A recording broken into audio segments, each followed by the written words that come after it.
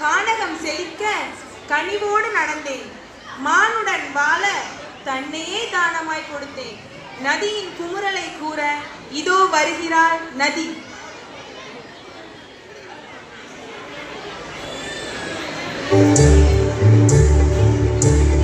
நதியே நதியே காதல் நதியே நீயும் பெண்தானே, அடி நீயும் பெண்தானே.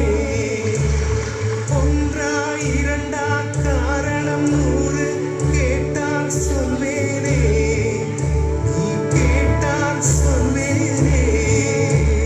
தித்தனன தித்தனன தித்தனன தித்தனன தித்தனன தித்தனன திரனா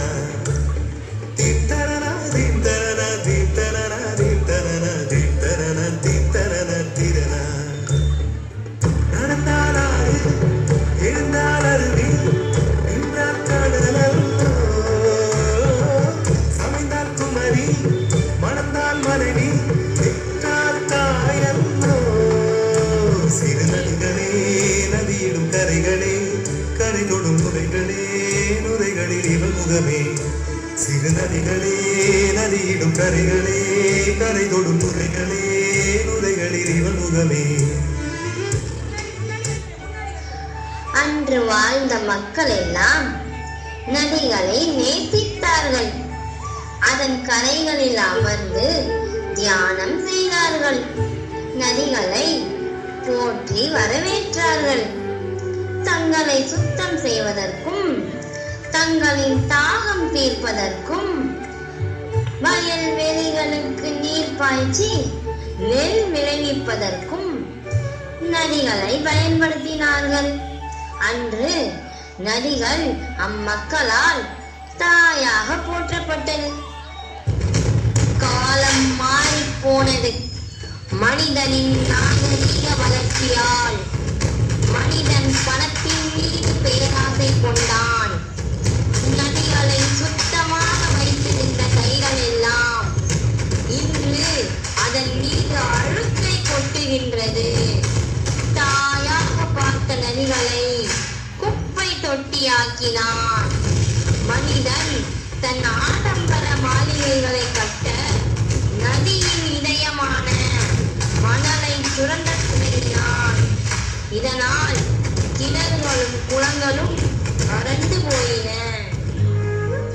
நதிகள் நிறம் மாறி போனது.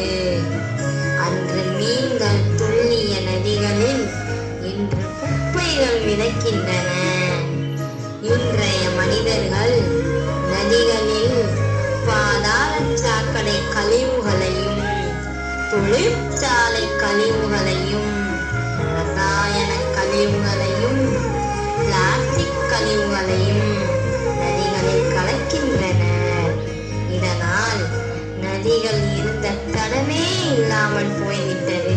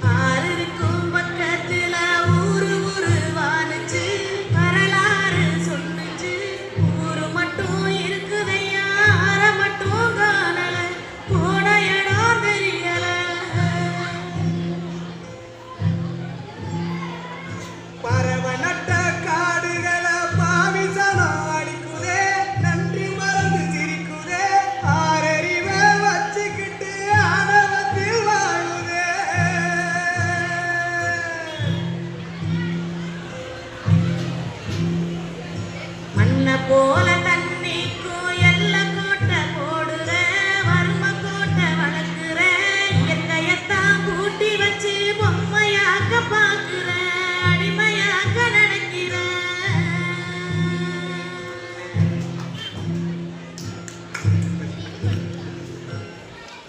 மனிதர்களே நினைவிருக்கட்டும், கடைசி நதியும் வற்றி கடைசி மீனும் செத்து கடைசி மரமும் வெட்டப்பட்ட பிறகுதான் உங்களுக்கு புரியும் பணத்தை சாப்பிட்டு தானம் தீர்க்க முடியாதென்று.